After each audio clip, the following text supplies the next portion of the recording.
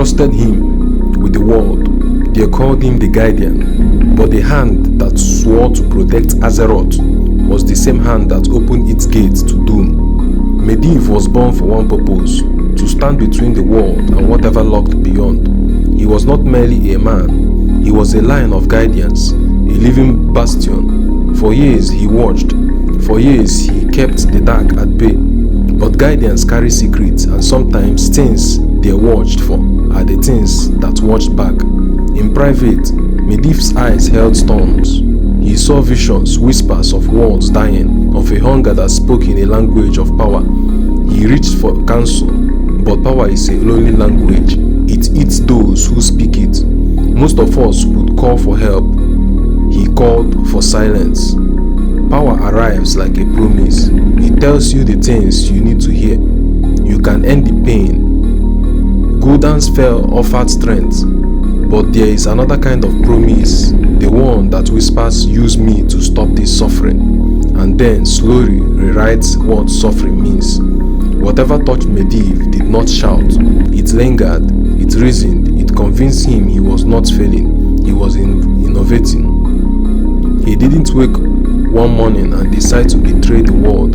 That's not how corruption works. It is patient. It borrows your face and your voice. It tells you the right reasons, dressed in the wrong clothes. To the people, he still looked like their savior, but inside the scale that defines right and wrong began to tip. The rift wasn't a betrayal delivered in one evil moment. It was a betrayal that took shape inside 1,000 small choices. But the moment the portal opened, all doubts died.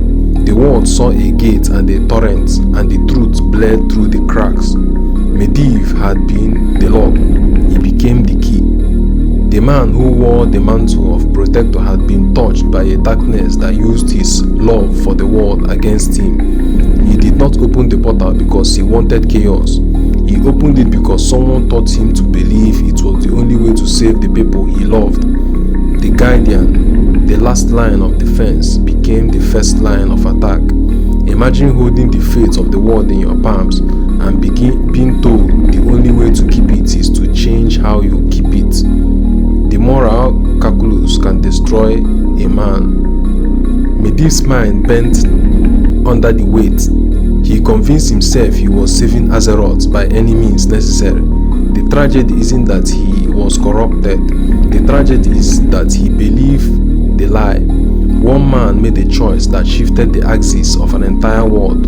Lives were lost, trust was broken. The idea that a guardian could be the enemy made every neighbor suspicious of the next savior. Medivh's betrayal didn't just open a portal between worlds.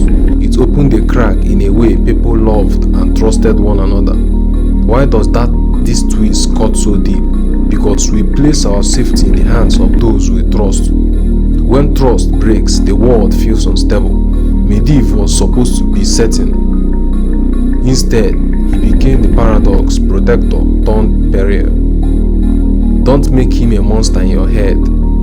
He loved, he feared, he tried to keep a hot world from bleeding. Corruption didn't erase his compassion, it repurposed it. That's what makes his story terrifying. The weapon was a man's good intention. From betrayal, new heroes are forged. People learn to look beyond a single face for salvation, to hold each other accountable.